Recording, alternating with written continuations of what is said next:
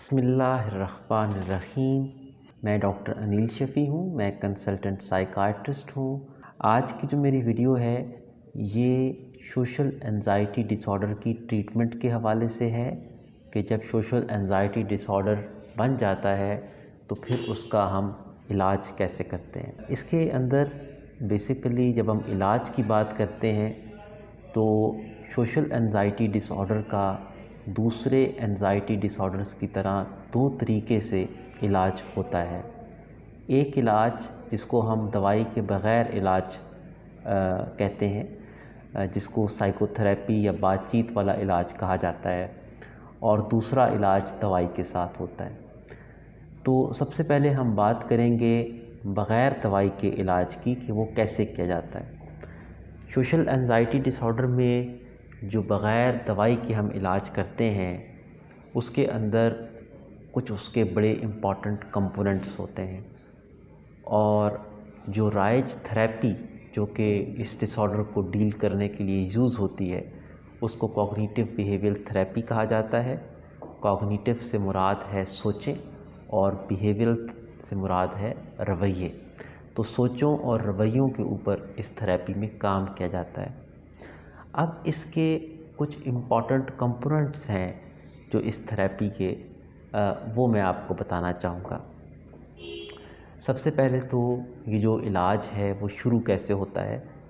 Start में patient को हम जो है वो देते हैं असेसमेंट के लिए कुछ चार्ट्स वगैरह प्रोवाइड करते हैं जिसमें वो नोट डाउन करता है कि अलामात क्या क्या आती हैं, सोचें क्या क्या आती हैं और किस सूरत हाल में वो सोचें आती हैं, और जब वो सोचें आ जाती हैं तो फिर बंदा जो है वो किस तरीके से उस वक़्त रिएक्ट करता है।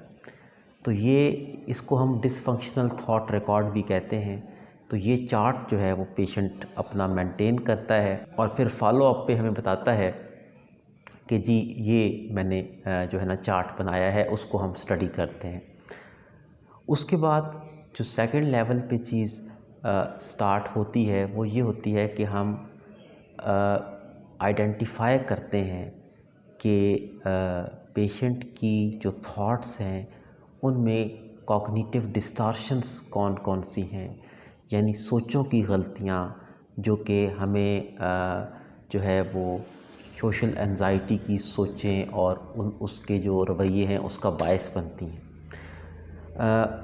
मोस्ट कॉमन सोच की गलती जो सोशल एंजाइटी डिसऑर्डर में होती है वो ये होती है कि इंसान को इस बात का खौफ होता है कि दूसरे मेरे बारे में मनफी राय कायम करेंगे और मेरे बारे में नेगेटिव कमेंट्स जो हैं वो पास करेंगे। हालांकि हकीकत इसके पीछे कुछ इतनी नहीं होती, लेकिन फिर भी बंदा जो है वो इसके पीछे बहुत ज़्यादा जो है ना वो परेशान रहता है कि कहीं ऐसा हो ना जाए। तो इसके अलावा और भी बहुत सारी cognitive distortion social anxiety disorder में पाई जाती हैं, जैसे अपनी परफॉर्मेंस के हवाले से बहुत ज़्यादा सख्त मेयार कायम कर लेना, अपने आप को बहुत ज़्यादा ख़ुद से क्रिटिसाइज़ करना और अपनी परफॉर्मेंस को बार बार एनालाइज़ करते रहना कि कहीं कोई कमी तो नहीं रह गई, कोई मसला तो नहीं रह गया। तो इस तरीके से जो है ना वो ये सोचें हैं। अब इसमें ये किया जाता है कि ये जब हमें पैटर्न पता चल जाता है तो अब इसके ऊपर दो तरीके से काम स्टार्ट किया जाता है। पहला काम जिसको हम बिहेवियरल कहते हैं, यानी रवैयों के ऊपर काम, और उसमें जो सबसे अहम जिसको हम गर्दानते हैं वो है एंजाइटी मैनेजमेंट। यानी ज़ाहिर है कि इंसान के जो रवैये हैं उसकी बड़ी बुनियाद ये है कि उन कंडीशंस में वो बहुत बेचैनी और घबराहट महसूस करता है। उस बेचैनी और घबराहट का इलाज जो है वो इसका एक इम्पॉर्टेंट कंपोनेंट है, और उसकी शुरुआत ऐसे होती हैं कि हम सबसे पहले पेशेंट को एक्सप्लेन करते हैं कि एंजाइटी क्या है, इसके अंदर क्या क्या इंसान के जिस्म में तब्दीलियाँ आती हैं और वो तब्दीलियाँ ख़तरनाक हैं या नहीं। तो वो उन चीज़ों के बारे में वजाहत की जाती है, और उसके बाद एंजाइटी को मैनेज करने की मुख्तलिफ़ टेक्निक सिखाई जाती हैं, जिसमें deep breathing progressive muscular relaxation اور مائنڈفلنس بیسڈ بریدنگ، یہ مختلف ٹیکنیکس ہیں جو کہ ریلیکس کرنے کے لیے ہم بندے کو سکھاتے ہیں، کیونکہ یہ بڑا ضروری ہوتا ہے کہ جب انسان انزائٹی فیل کرے تو پھر وہ اپنی باڈی کو ریلیکس کیسے کرے۔ تو یہ ٹیکنیکس سکھانا یہ اس کا ایک امپورٹنٹ مقصد ہے۔ اسی طرح سے پھر ہم پیشنٹ کو گریجولی جو ہے وہ اس کا ایکسپوئر کی طرف لے کے جاتے ہیں، اور جن جن صورتحال سے بندہ اوائڈ کر رہا تھا ان صورتحالوں سے بالتدریج انسان کا سامنا کروایا جاتا ہے۔ شروع میں اس سے بے چینی تھوڑی بڑھتی ہے، لیکن آہستہ آہستہ اس میں کمی آنا شروع ہو جاتی ہے۔ اس کے علاوہ بہت ساری ڈسٹریکشن ٹیکنیک سکھائی جاتی ہیں کہ جب انزائٹی پیدا ہو تو اس سے ڈسٹریکشن کو یوز کر کے کیسے آپ اپنی انزائٹی کو، یعنی اپنی توجہ بجائے خوف پہ مبذول رکھنے کے کسی اور طرف مبذول کر کے کیسے آپ اپنی انزائٹی کو کم کر سکتے ہیں۔ اس کا جو دوسرا بڑا کمپوننٹ ہے علاج کا، وہ ہے تھاٹس کے اوپر کام کرنا۔ جیسے میں نے آپ کو بتایا کہ جو تھاٹس ہیں، یہ جو میل فنکشن یا میل اڈاپٹیو تھاٹس ہیں کہ لوگ میرے بارے میں منفی رائے قائم کریں گے اور منفی کومنٹس کریں گے وغیرہ وغیرہ، تو اس کے اوپر کام کس طریقے سے ہوتا ہے کہ اس کو سمجھنے کے لیے ضروری ہے کہ اس میں ہم اس طرح سے پیشنٹ کے سامنے وہ تھاٹ رکھتے ہیں جیسے ہم اس سوچ کے اوپر ایک مقدمہ لڑ رہے ہیں۔ جیسے جب کسی انسان پہ مقدمہ ہوتا ہے تو وہ کٹہرے میں اس کو کھڑا کیا جاتا ہے اور دیکھا جاتا ہے کہ اس کے حق میں کتنا ثبوت ہے اور اس کے خلاف کتنا ثبوت ہے۔ تو اسی طرح سے ہم اس سوچ کو، یعنی وہ جو تکلیف دہ سوچ ہے کہ لوگ ہمیشہ میرے بارے میں منفی رائے قائم کریں گے، یا میں باقی لوگوں سے کمتر ہوں کسی حوالے سے، یا یہ کہ میرا مذاق اڑایا جائے گا، اس سوچ کو ہم کٹہرے میں لے کے آتے ہیں اور بندے سے کہتے ہیں کہ اب یہ سوچ آپ کی کٹہرے میں ہے، اب اس کے حق میں کیا کیا ایویڈنس آپ کے پاس ہے اور اس کے مخالف کیا کیا ایویڈنس ہمارے پاس ہے۔ مثال کے طور پہ پیشنٹ یہ کہے کہ جی میرے پاس اس کے حق میں یہ ہے کہ فلاں دفعہ جب میں لوگوں کے سامنے بات کر رہا تھا تو لوگ ہنس پڑے تھے، یا کچھ اس طرح سے کوئی برا ایونٹ ہوا تھا، تو یہ اب ایک چیز اس کے حق میں آ گئی کہ یہ اس سوچ کے حق میں ہے۔ اچھا، اب جب آہستہ آہستہ ہم پروب کرتے ہیں تو اس سوچ کے حق میں اتنے دلائل نہیں ہوتے جتنے اس کے مخالف نکل آتے ہیں، کہ بندہ یہ بتاتا ہے کہ جی میں تو جب اپنے قریبی دوستوں میں اور رشتہ داروں میں ہوتا ہوں پھر مجھے بے چینی نہیں ہوتی، اور مجھے وہ لوگ فیڈ بیک دیتے ہیں کہ ہم آپ کی کمپنی انجوائے بھی کرتے ہیں۔ اسی طرح سے بہت ساری اور چیزیں نکل آتی ہیں جس میں یہ پتہ چلتا ہے کہ جو بندے کا خوف تھا اس کی بنیاد کوئی اتنی خاص نہیں تھی۔ تو اس طریقے سے اکثر اور بیشتر پیشنٹ کو ریئلائز ہونا شروع ہو جاتا ہے کہ میرا یہ جو خوف ہے یہ بے بنیاد ہے۔ لیکن اس کے علاوہ کچھ اور طریقے خصوصاً یوز کیے جاتے ہیں اس سوچ کو چیلنج کرنے کے لیے، اور ان میں ایک طریقہ جو بڑا مشہور ہے وہ ہے بیہیورل ایکسپیریمنٹس۔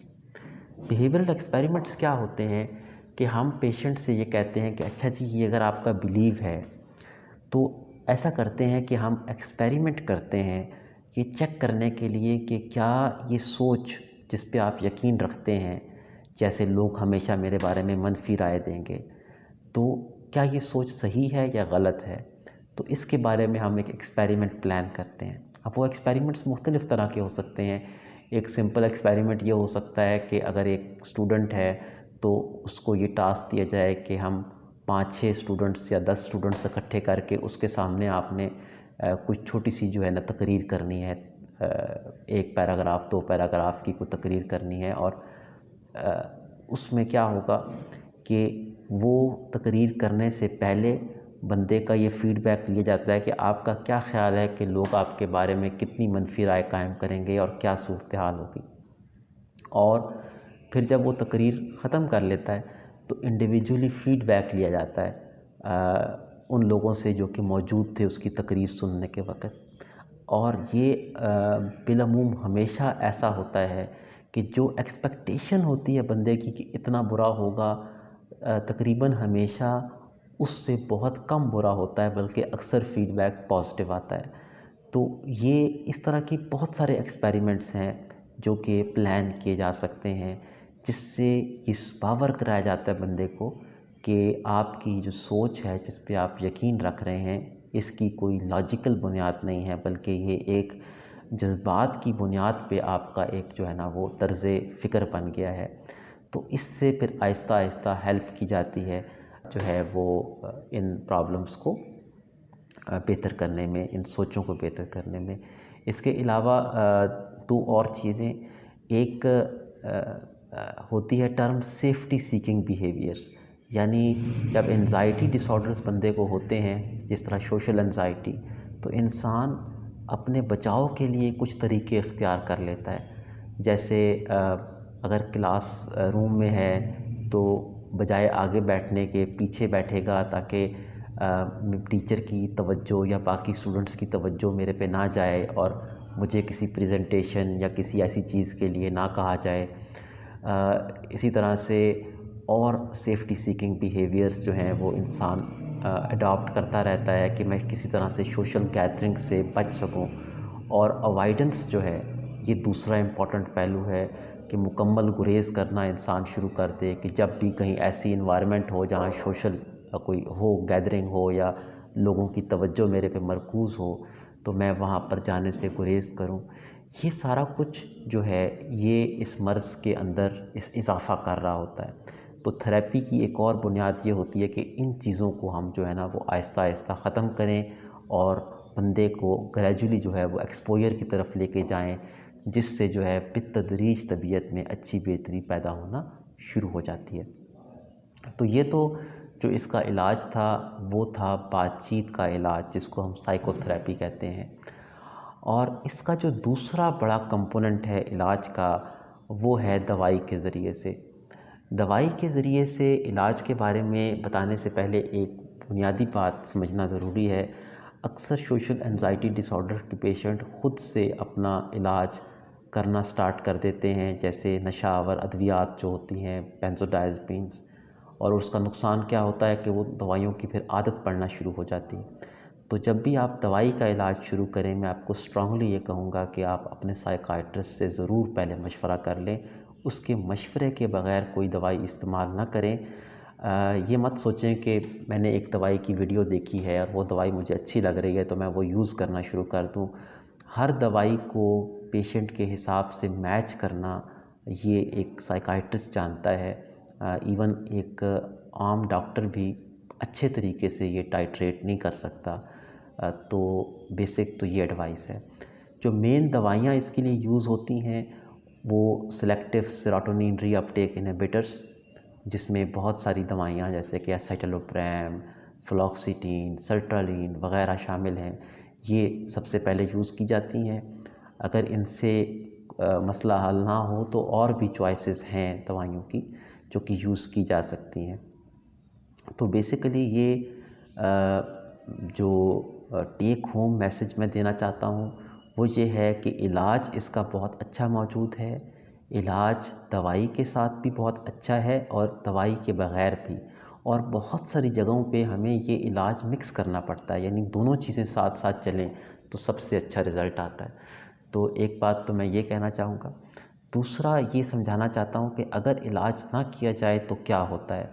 سوشل انزائٹی ڈس آرڈر کہنے کو ایک عام سا مرض ہے، لیکن یہ دیکھا گیا ہے کہ سوشل انزائٹی ڈس آرڈر ڈپریشن کی ایک بہت بڑی وجہ ہے اور ایون نوجوانوں کو خودکشی تک لے کے جا سکتی ہے۔ تو یہ ڈس آرڈر اس کو بالکل بھی ہلکا نہیں لینا چاہیے، یہ آگے چل کر بہت سیریس پرابلمز کاز کر سکتا ہے، اور اگر یہ ہو تو اس کے علاج کے لیے فوراً توجہ دینی چاہیے۔ یاد رکھیے کہ سوشل انزائٹی ڈس آرڈر کا علاج جتنا جلدی شروع ہوگا اتنا زیادہ جو ہے اچھا علاج ہو پائے گا، اور اتنا آپ کی زندگی میں آگے جو کمپلیکیشنز ہیں وہ اس سے آپ بچ پائیں گے۔ تو یہ میرا آج کا میسج تھا۔ آپ کو ویڈیو کیسی لگی ضرور بتائیے گا۔ آپ اپنے کومنٹس اور سجیشنز ہمیں دیتے رہیے، اس سے ہماری رہنمائی ہوتی ہے اور چینل کو سبسکرائب کرنا، اور اگر اچھی لگے ویڈیو تو اس کو لائک کرنا نہ بھولیے۔ آپ سب کا بہت بہت شکریہ۔ اللہ حافظ۔